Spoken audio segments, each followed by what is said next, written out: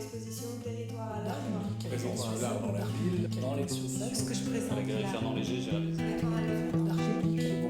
D'habiter le monde de cette manière.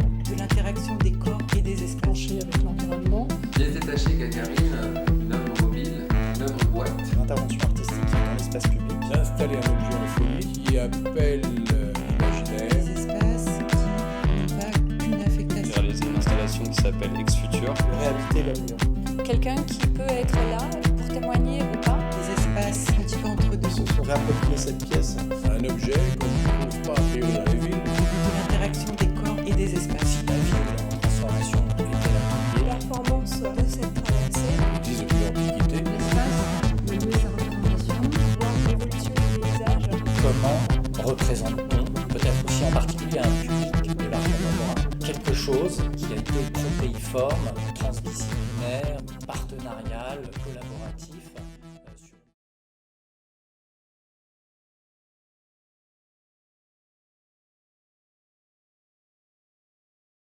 Eh bien bonjour, voilà, je m'appelle Abraham Poincheval, je fais partie du second volet de cette exposition. Ici je présente en fait une maquette de l'Homme-Lion ainsi qu'un dessin. Voilà, alors cette pièce, elle a un peu la particularité, c'est qu'en fait c'est une pièce et aussi une sculpture, mais c'est aussi une pièce performative, ce qui est plus ma partie en fait, dans l'endroit où je me trouve en fait, voilà, parce que si on cherchait à trouver un dénominateur pour ce que je suis, ce serait performeur, voilà.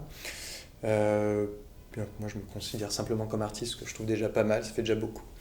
Voilà, et donc pour cette pièce, c'était une commande publique qui a été faite pour le musée archéologique de l'Aurignacien à Aurignac, voilà. C'est un musée en fait qui a été construit parce qu'en fait, bien entendu, là a été trouvé le premier abri sous roche de cette période de l'humanité. Voilà, l'Aurignacien. Alors c'est un abri sous roche, il en reste malheureusement pas grand chose, c'est juste une petite cavité comme ça, il y a eu un effondrement aussi. Mais voilà, c'est quand même important, enfin voilà, ça marque un moment en fait de l'histoire humaine, ce qui est sur l'échelle du temps, enfin sur l'échelle de la Terre. Ce que je trouve intéressant dans ce projet, enfin voilà, moi j'ai toujours été intéressé par cette question de durée en fait, de temps hein, qui se condense, qui s'écrase, qui s'allonge, tout ça. Et l'Homme-Lion, c'est une chose incroyable. Alors, l'Homme-Lion, en fait, il n'a pas été trouvé là, il a été trouvé en Allemagne, à Ulm, dans une autre grotte. Et l'Aurignacien, c'est encore une société qui se déplace, elle n'est pas sédentaire, donc du coup, elle habite... Alors, du coup, si on faisait une cartographie aujourd'hui, en prenant une représentation plus européenne, ben, en fait, ce serait de la Russie jusqu'au Portugal, un peu. Donc c'est assez étrange, donc à savoir est-ce que c'est une société qui se déplace véritablement sur tout le territoire ou si c'est juste des petits groupes comme ça qui existent, qui se déplacent un peu, tout ça. Ça, c'est pas encore donné. Enfin, en tout cas, je trouvais ça très très fort, ce rapport en fait d'habiter le monde de cette manière, en fait, de ces gens qui voyageaient comme ça. Et où j'avais été très étonné, en fait, c'est sur l'histoire de la représentation. Donc une des grottes les plus connues, c'est la grotte Chauvet, bien entendu, et où il y a un bestiaire qui est extraordinairement développé, un savoir du dessin, de l'attention, de l'étude de l'animal, tout ça. Mais par contre, dès qu'on cherche en fait dans la représentation humaine, très peu, en fait, il n'y en a même pas beaucoup, enfin il y en a même pour ainsi dire pas. Alors, bien entendu, le temps a fait son nettoyage, donc du coup, il reste que quelque chose, que quelques éléments. Mais quand même, c'est assez étrange et la seule chose, les seuls éléments qui pourraient nous rester, c'est toujours des hommes imbriqués dans des animaux, en fait. C'est-à-dire que, par exemple, pour la grotte Chauvet, au milieu du cirque, vous avez quelques stalactites, et sur un des stalactites, vous avez une femme qui est enchâssée dans un bison. Donc voilà, donc très vite, moi, c'est posé la question de la représentation, de voilà, comment l'humanité se représente à cette période-là. Aujourd'hui, on a tout un appareillage très développé, comme des caméras, des téléphones, on passe par les selfies, enfin voilà, on a un savoir de s'auto-représenter. Et voilà, et je me disais, mais voilà, comment les gens se pensaient, parce que se représenter, c'est aussi se penser. Et je me suis dit, en fait, voilà, bon, pas tout seul, hein, en fait, il y a des historiens qui ont déjà travaillé sur la question, des archéologues, et qui imaginaient qu'en fait, c'est une humanité qui est en construction, donc du coup qui commence à se penser comme étant des individus autres que tous les animaux qui sont autour d'eux, qui eux sont beaucoup plus... En fait, on sait que les troupeaux sont en très grosse quantité, sont beaucoup plus développés, ils ont une habitude du territoire que n'a pas encore l'être humain, en fait, qu'il est en train de construire. Et parce que ce qu'il faut savoir, le nombre d'individus, c'est maximum 30 individus à chaque fois. Et donc voilà, je me suis dit, on vient de là et en même temps, on n'est plus du tout, c'est totalement des histoires qui n'ont rien à voir les uns avec les autres, mais du coup, c'était de réhabiter en fait cette représentation, c'est-à-dire que de se dire, voilà, on est passé aussi par la représentation animale à un moment pour pouvoir s'imaginer comme étant des humains. Et à partir de là, du coup, est née cette idée de réhabiter, de faire un réenchâssement, comme eux pouvaient dessiner, c'est-à-dire un corps humain qui rentrait dans l'animal. Moi, c'était de rentrer de nouveau dans une représentation de cette époque. Et donc, du coup, c'est pour ça que... Alors, on a choisi, parce que moi, je travaille aussi en équipe, donc du coup, c'est avec pièces montées. On a choisi comme ça de réhabiter l'homme-lion. Et l'homme-lion, parce que c'est ça qui est... Alors, l'homme-lion, la femme-lion, enfin, il y a beaucoup de discussions encore aujourd'hui qui réémergent avec toute la question du féminisme.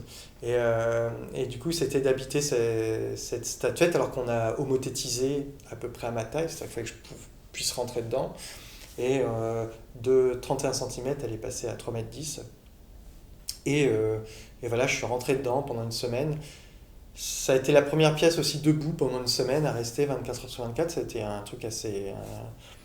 un challenge quand même, assez fort, mais en même temps, voilà.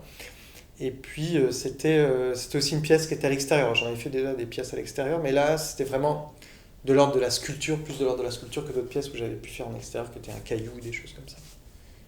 Donc cette pièce, qui est une sorte...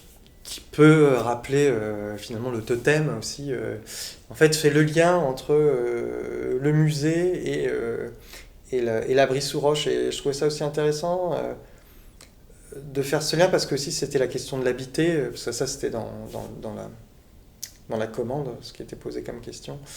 Et je me disais, finalement, habiter un musée ou habiter un abri sous roche, il n'y a pas beaucoup de différence, en fait. Ce sont des grottes contemporaines, et voilà. Et du coup, moi, de choisir l'animal, enfin voilà, d'essayer de réexpérimenter cette expérience d'une individualité et d'une société naissante. Je trouvais ça assez beau.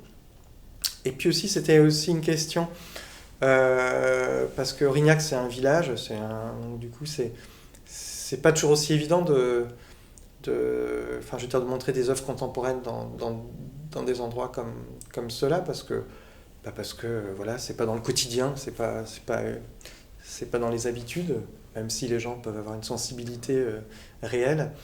Mais voilà, et ce que j'ai trouvé fort, c'est comment aussi eux, ils se sont réappropriés cette pièce du fait de l'habiter, parce qu'au départ, il y avait quand même une petite, un petit côté un peu contre, enfin voilà, un peu une vision un peu négative de l'artiste qui arrive et qui va planter son truc comme ça.